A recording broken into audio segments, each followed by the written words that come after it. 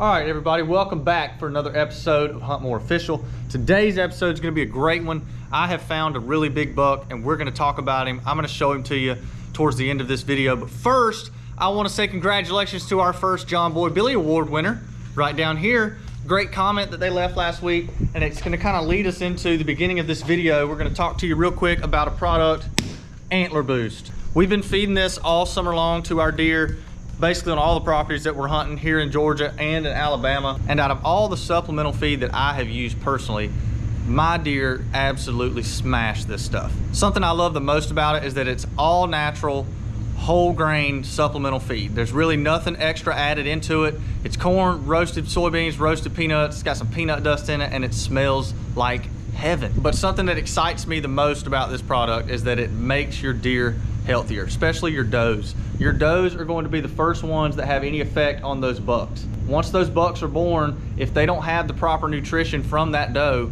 then they're not really going to ever meet their maximum potential. You can go buy any kind of supplement, any kind of feed, just about anywhere you want to, but most of the time it's kind of like the drinks and the food that we buy in the store. There's so much extra stuff added into it that it's almost unhealthy for the deer. So to answer our commenters' question, when our does eat this, they're making better milk. Take a second, go ahead right now and comment on this video for your chance to win the John Boy Billy Award next week. Now in today's video, I'm gonna show you a buck that I found this past week, thanks to that cell camera right there. I've been feeding the spot all summer long, and when I first fed it, I put a chip camera on it. 3 or 4 days after that, the camera tore up, no pictures, no nothing. I've had no idea what's been at this spot. Last week, I went back in there, fed it back up, and put a cell camera on it, and just 2 or 3 days later, I had an absolute giant show up on camera. So come along with me, let's go hunt more. All right, everybody, welcome back to the show. The Hunt More Official show.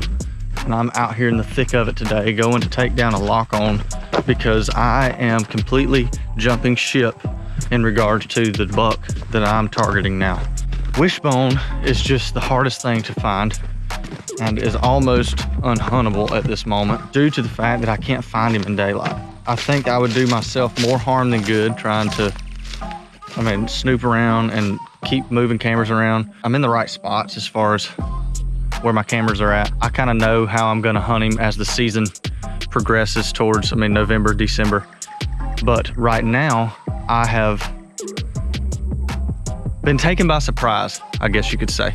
This piece of property that I've left alone for the last few years is housing a biggin, a big old biggin, a Georgia grown giant. And I cannot believe it. I can't believe it. You hear it all the time, there's not big deer in the South. You can't kill big deer around here. You got to go out of town to do it, all this kind of stuff. I believe that, yeah, you do have to go out of town sometimes to kill a 200, maybe a 170, something like that. But just a good old solid bruiser of a buck, you can do it right here in South Georgia. We haven't killed him yet, obviously. All I know is kind of where he's living. But he keeps on doing what he's been doing the last few days, and we may have a chance.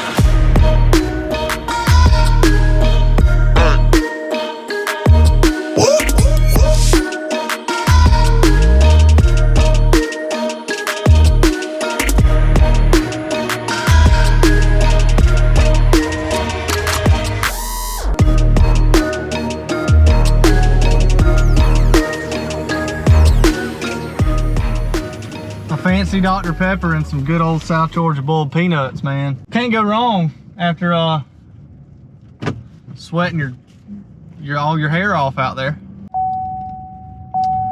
But let's go find a tree to hunt. I want to make sure that this is the spot to kill this deer. I do think that I can move 30 or 40 yards one way or another and get a pretty good shot at him, a better shot at him, but I gotta make sure. As always, we're eyes peeled for snaky snakes.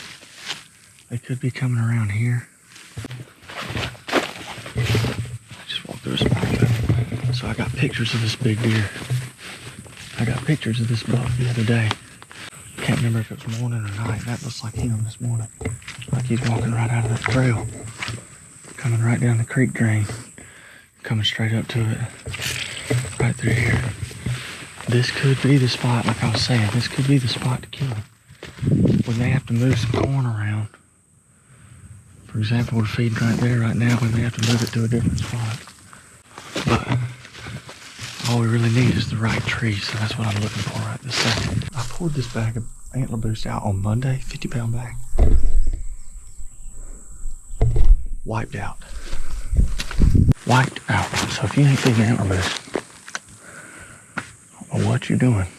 Could be bedded on this hillside, he could be bedded on this hillside, but either way, he's coming from there. Typically, I'm thinking about getting over here somewhere.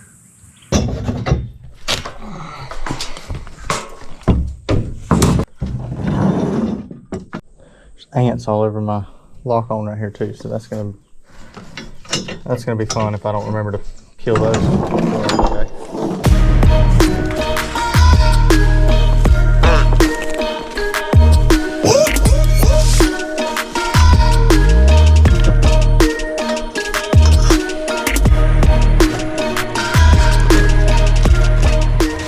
It's typically more fun to do this with multiple people because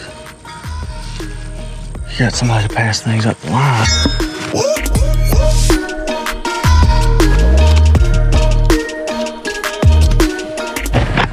What we're dealing with. I'm 20 feet right at it. There's trails going everywhere underneath me. All down there.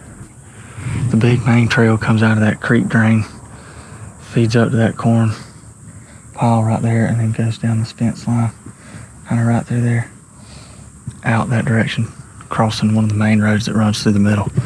Basically what I think is happening is he's bedding back over here behind the houses, getting up and feeding his way out that way.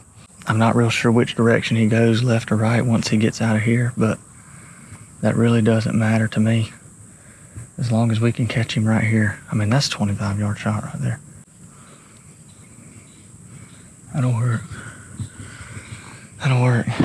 So now let's get down here and feed it up. That saves me a little bit of time.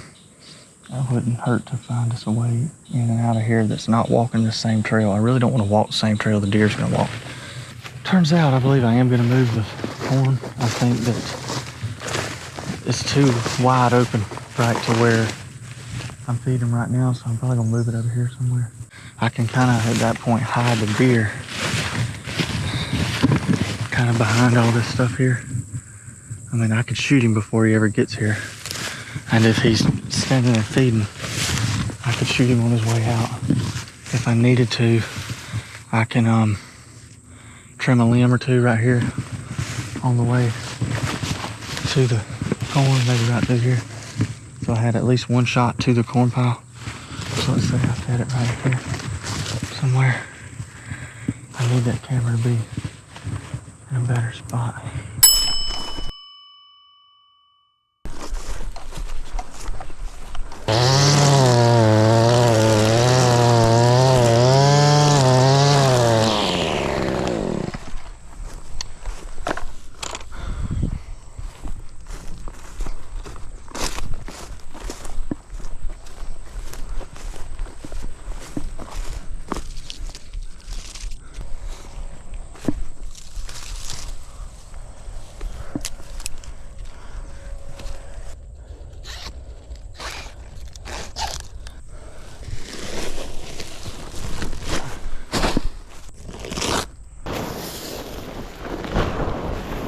All right, dude, so that's where it was. I moved it right here. So if you come out here and you look that direction, even like this, you can probably pick it out, but because I'm looking right at it, but you can definitely get away with a little bit more with that right there in your way. About to cut one of those limbs so I can shoot right here. And then maybe this is where he dies.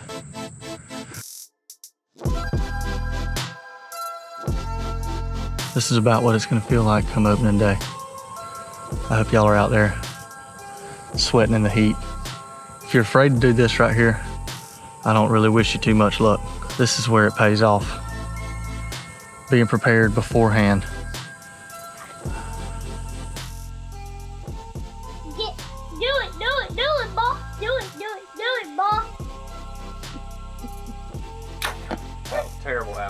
Hey, at least I got a support group, you know? Let's not break. Folks, thank you for tuning into this video as I try to set up on this giant that we do not have a name for. So while you're here, go ahead down below, comment, and let us know what you think we ought to name this deer for your chance to win the John Boy Billy Award next week. Until next time, we appreciate you tuning in. Hunt more.